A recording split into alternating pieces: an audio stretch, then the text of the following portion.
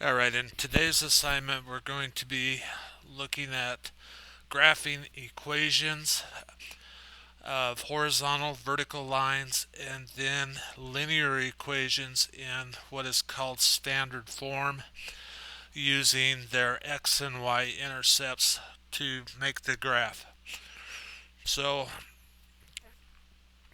anything that is y equals is going to be a horizontal line. Its slope is 0. We'll talk about slope later. And any vertical line is undefined slope, but it will be x equals. So example 1, graph y equals 4. So y equals 4 right across there, and y equals 4. And then graph x equals -2.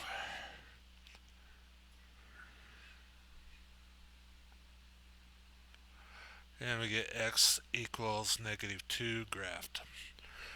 So horizontal, vertical lines, just remember the x-axis is where y equals 0. That makes x lines go up and down. The y-axis is where x equals 0.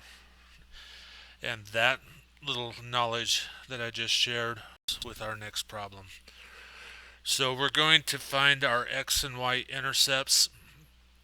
To find the x-intercept, we're going to make y equals 0. And to find our y-intercept, we're going to make x equals 0. So one of the things I like to do is think of putting my hand over one part. So if y equals 0, 3 times what equals 12, and my x-axis, x-intercept is then 4.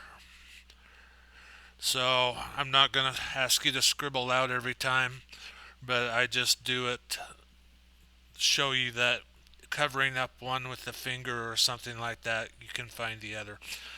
So if x equals 0, 4y equals 12, and we divide by 4, and we get y equals 3. So our y-intercept is going to be 3.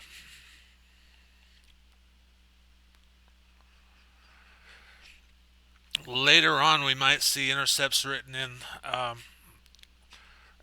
as coordinate pairs. So the y-intercept would be 0, 3. The x-intercept would be 4, 0. So just remembering those. We're going to show a couple more examples real quick, and this will be a pretty brief video. Alright, so we want to use intercepts to graph the linear equation. 2x minus y is 4. Alright, so if I cover up my y, make my y equals 0, 2 times what equals 4? 2 times 2. And if x is 0, negative y equals 4, so then y is going to equal -4. And then I can draw a line that goes on through. I didn't draw a very straight line. So if you have the opportunity, using a ruler is really good for doing graphs. Next example, we have x plus 3y equals -9.